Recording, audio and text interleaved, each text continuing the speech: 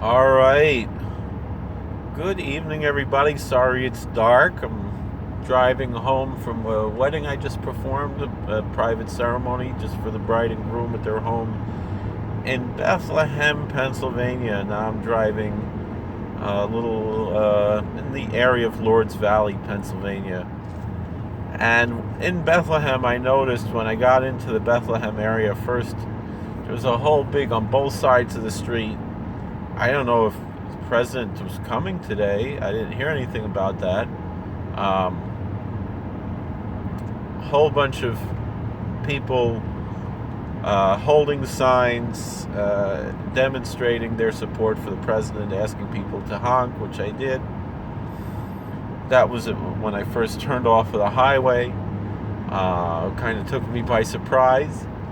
And then when I was getting more into town a little bit, there was another smaller group also in support of the president. And before that smaller group, which was maybe about 15, 20 people, there was two people who were protesting against the president.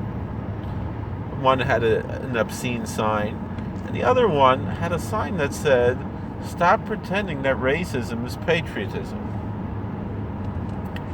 And this was before my wedding, if I did not have to go have an appointment, I probably would have stopped and made a video and interviewed this person who had this sign to discuss what did they think. And these are the questions that I would have asked to the person who was claiming that we in the party of Lincoln are pretending that racism is patriotism, which is rather odd, a rather odd claim. For those who never watched my videos before and can't see me, I'm a Hasidic rabbi, and so I'll take a biblical stance on this.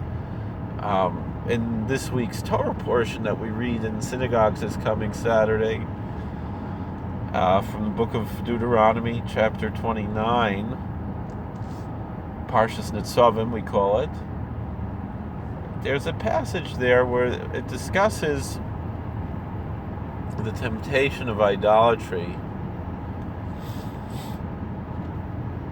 And the descriptions of the idolatry go in the following order. There are 6 words that are used. I don't have to use the Hebrew words right now. But the first word is a word meaning something that's akin to excrement or into garbage.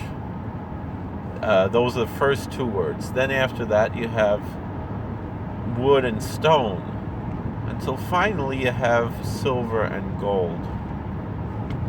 And the way I was taught in yeshiva is that the lesson in that order that is used to describe the idols is that this is the temptation that the side of evil will give us with their propaganda to entice us into sin. Those things that we first understand rightfully to be abominable and to be despicable and disgusting. We can eventually, if we are influenced too much of them, we might turn and start believing that they are neutral, like wood and stone, and then eventually our tolerance level will get to the point where it's no longer tolerance but reverence, that we see them as valuable silver and gold. And so that's why it's so important to stay away from evil. And so not only the evils of idolatry, but all kinds of sins have that capability and that potential for us to begin our understanding of the sin with contempt, and then with tolerance, and then with reverence. And this is the way that propaganda can work as well. When a lie is repeated enough, again, we go from understanding things to first being abominable, and then being tolerable, and then being reverable.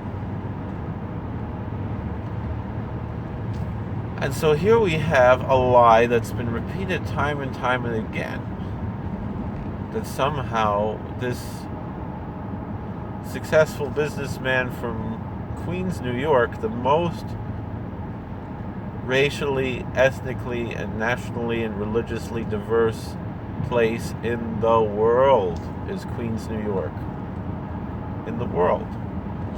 There's no place in the world, no county in the world, no borough in the world as diverse as Queens. And even though I reside in Sullivan County at the moment, I am proud of my roots in Queens. I love Queens very much. I was born right on the border of Queens County and Nassau County at Long Island Jewish Hospital. And I attended high school and college in Queens, Ezra Academy. In a quarter mile, turn right onto the I-84 East ramp to Milford. Ezra Academy High School, Touro College, Lander College for Men, for college. And that's where I was ordained as a rabbi and so forth at Lander College for Men. Turn right onto the I-84 East ramp, then merge onto I-84 East. So we find ourselves here with this situation where a lie has been repeated over and over again that Donald Trump, this man from Queens, is a racist. Why do they tell this lie? Well, the answer is actually quite simple. There's an idea in psychology called projection. Continue on I-84 East for 3 miles. The way our sages described it in the Talmud is Kol hapoisel b'mumai poisel. If someone disparages someone else, if someone denigrates someone else, they do so by their own flaws. They see their own flaws in others. And the example of this in the Bible would be Korra.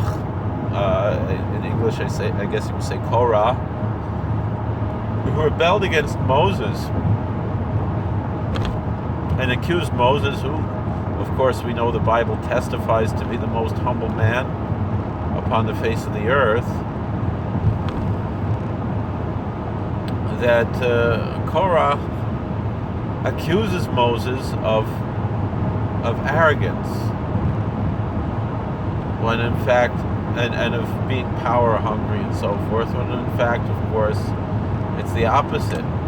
Korah was the one who was seeking power. In 2 miles, take exit 34 for Pennsylvania 739 toward Lords Valley Dingman's Ferry. Korah was the one who was seeking power, and yet he was claiming to be a socialist, essentially, saying to Moses, why do you lift yourself above the congregation of the Lord? Isn't everybody holy? Aren't we all equal? Why do you make yourself this leader? Why do you make your brother the high priest? We're all holy. The whole congregation is holy. Why do you lift yourself above the congregation of the Lord? And of course Moses' answer says, it's not from my heart, but it's from the Lord.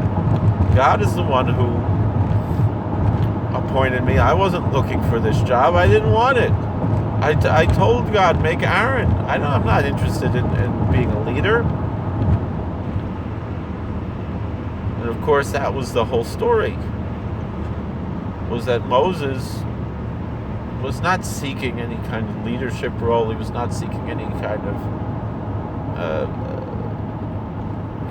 special position, but God appointed him to it.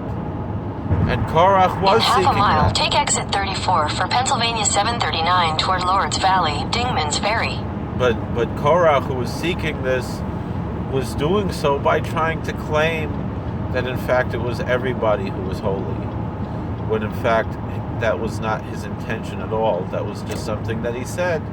Take exit 34, then turn left onto Pennsylvania 739 North. To try to gain followers. And so too, the same thing that we see today, what the Democrats do. And just like they follow this path of Korah by